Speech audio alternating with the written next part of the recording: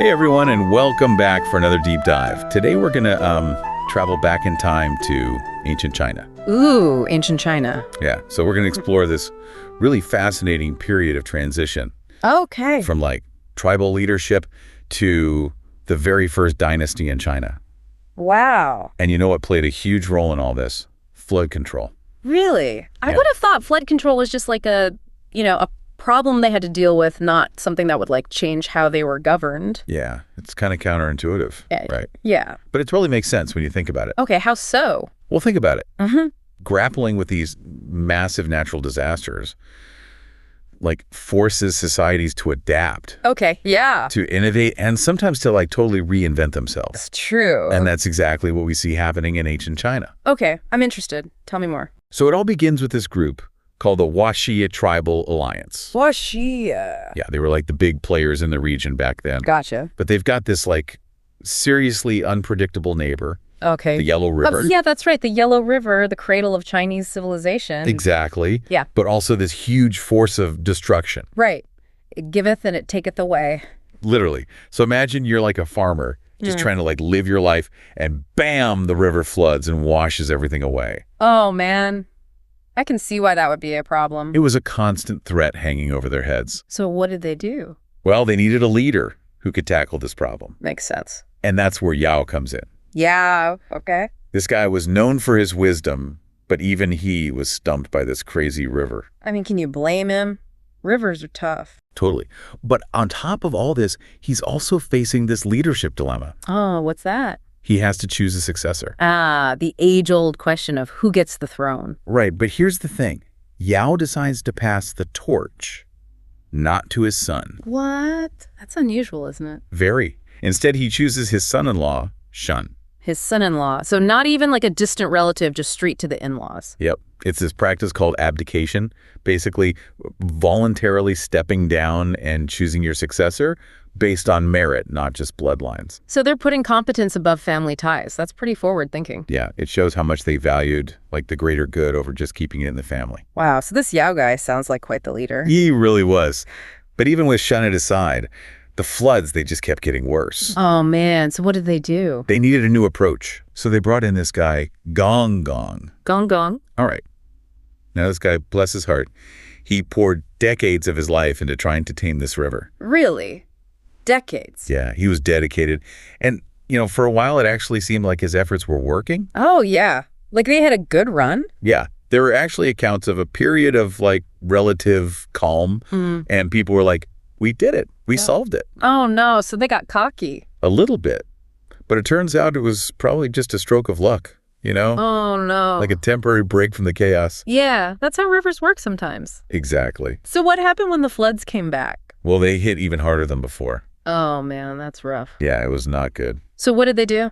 They knew they needed a new plan, so they bring in this guy named Gun. Gun? Okay. And unfortunately, he makes things even worse. Oh, no, not another disaster. Yeah, he's like a classic case of good intentions gone wrong, Oh, so he wasn't like evil or anything. He was just trying to help. Exactly. He genuinely wanted to fix things, but his methods were, let's just say, misguided. Okay. How so? Well, instead of like working with the river's natural flow, he tried to overpower it. Oh, no, that's never a good idea. Yep. He was all about brute force, building walls and dams everywhere. Like he could just force the river to behave. It's like he didn't understand how water works. Right. And with the tools they had back then, it was a recipe for disaster. So what happened? Did the dams break? Oh, they totally broke. And then the floods got even worse. Way worse. Yeah. Yao was furious. Can you blame him? Not really. Yeah. But even though Gun messed up, he was still trying to help, right? Yeah, but good intentions only get you so far. So what happened to Gun? Well, let's just say this is where his story takes a weird turn.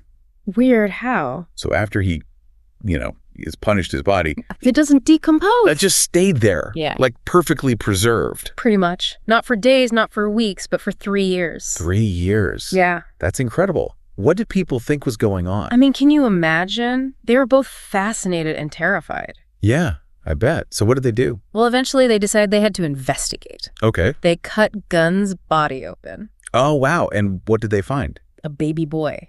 A baby? Wait, you mean like a living, breathing baby? A perfectly healthy baby boy who they named you. Hold on, I'm trying to wrap my head around this. So you're telling me that Gunn, after being punished, becomes a father posthumously via impromptu C-section? That's one way to put it. That's wild. So he's like a miracle baby. You can say that. Yeah. And this, my friends, is where our story really takes off. Because this baby, he's about to change everything. Okay, I am hooked.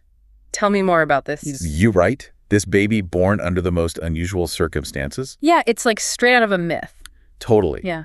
But here's the thing. He doesn't follow in his dad's footsteps. Oh, how so? You mean he doesn't try to like wrestle the river into submission? Exactly. It's like he learned from Gunn's mistakes even before he was born. That's wild. Okay, so what does he do? He comes up with a totally different approach to the floods. Okay, I'm intrigued. Instead of trying to overpower the river, he's like, let's work with it. Work with it? How do you work with a force of nature like that? That's the genius of it. Instead of building walls and dams, he focuses on channeling the water. Channeling, so like redirecting it strategically. Exactly. It's a huge mental shift for people used to just fearing the river. Yeah, that makes sense. So how does he get everyone on board with this new plan? I mean, change is scary. Well, you gets it. Yeah. He understands that this isn't just an engineering challenge. Oh. It's more than that. Way more than that. It's a social challenge. He knows he needs to unite people around this goal. Okay, so it's about bringing people together. Exactly. And his dedication to this project, it's legendary. Oh, yeah. Tell me about that. Okay, so there's this famous story about you passing by his own house 3 times. 3 times? What for? He's in the middle of this massive flood control project, right? Right. And each time he passes his house, he refuses to go inside. What? Why? Even when his wife and newborn son are there, he's like, nope, got to keep working. Wow, talk about commitment. Right. But he's sending this powerful message. What's that? That we're all in this together. You know? Oh, I see. So he leads by example. Exactly. And it works. By channeling the water instead of trying to block it, Yu accomplishes what his father couldn't. He tames the Yellow River. He tames it. Can you imagine? This is huge. It's not just about saving lives and crops anymore. What is it about then? It's about influence. Influence. Yu becomes the problem solver, the guy everyone looks to. He's indispensable. So flood control makes him the most powerful man around. In a way. Yeah. He's not just controlling the water anymore. He's basically organizing the land itself. What do you mean? He establishes the Jiuzu, divides the land into 9 regions. So he's not just an engineer, he's like a city planner. More like a nation planner. Yeah. Think about it.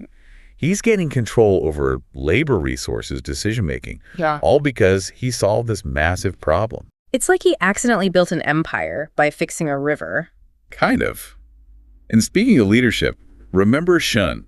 Yeah, the one who inherited the leadership through abdication. Right. Well, he's getting older, and it's time to choose a new successor. And I bet everyone's thinking, use the guy. Ding, ding, ding. I mean, it's kind of a no-brainer, right? Yeah, he's already basically running things. But here's the twist. Shun actually has a son, Shangjun. Oh, really? Yeah. So there's a potential heir. There is. And supposedly Shangjun was capable of leading. Okay, but You didn't want him. They wanted you. really, even though Shamjun was Shun's son. They'd seen Yu's dedication, his competence. He represented stability. So what happened? Did Shun just ignore his own son? It wasn't really a choice. It was bigger than that. People were desperate for security after all those years of floods. And Yu, he was their best hope. He was the obvious choice. So Yu takes over, right? But it doesn't feel like just another peaceful transition, you know? Oh, absolutely not. This is huge. It's a total shift in how they're thinking about leadership. Right. It's not about family anymore. It's about, like, who can actually get the job done. Exactly. And this whole idea of, like, earning your power, it has some pretty big consequences down the line. Oh, yeah. Like what? Well, there's this story about this tribal leader, Fang Feng. Okay. So he makes this mistake. He shows up late to a meeting that you organized. Okay. And, I mean, people are late sometimes. Not in this case. This was a big deal. What did you do? Give him a stern talking to? He had him executed. Executed for being late. It seems extreme, right? Yeah. But it shows you wasn't messing around. That's an understatement.